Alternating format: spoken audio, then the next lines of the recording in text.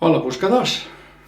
L'últim vídeo dels, diguem, el node en els signes. Node en els cases, ja hem acabat la casa 12, ara toca l'últim dels signes, peixos. Això significa que en una anterior vida, si tens el node al nord en el signe de peixos, el node al sud el tens en el signe de Virgo, Verge. Vol dir que en l'anterior vida vas treballar l'energia, la qualitat de Verge. Pràctic, concret, analític, observador, crític, materialista, res de somiar truites. Tot això ho vas aprendre a fer, el qual està perfecte, és una molt bona qualitat, unes bones qualitats.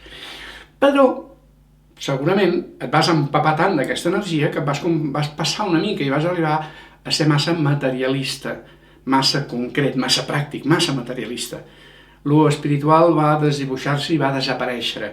Lo emocional, a l'amor a tothom, a l'ajudar als altres, tota aquesta història, no, anem a lo concret, pràctic i d'allò.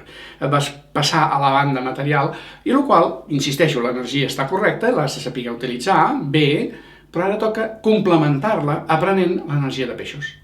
Els primers 20 anys de la teva vida, normal que segueixi sent molt Virgo, molt criticón, molt pràctic, molt materialista, però a mesura que vagi passant el temps has d'anar aprenent l'energia de peixos.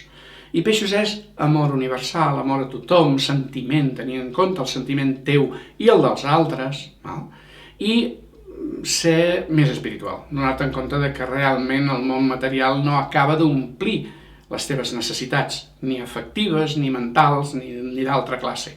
Sí, les materials, el diner i d'això, però no t'acaba d'omplir, te'n donaràs compte d'això. I a mesura que va passant aquesta energia cada vegada més a peixos, veuràs que iràs desenvolupant més, probablement, la part espiritual. Com més conscientment ho facis, més aviat faràs, més bé et funcionarà i més feliç seràs en aquesta vida. Si te segueixes aferrant a lo material i als diners, te'n donaràs compte que cada vegada tens més problemes i ets menys feliç. D'això es tracta. El node sud el vas treballar en una anterior vida, molt bé, tens una qualitat que és bona que tinguis, però ara l'has de complementar amb l'altra. Has de treballar amb l'altra, això ja dependrà de tu. Si tens dubtes, en els comentaris, i ens veiem en el següent vídeo.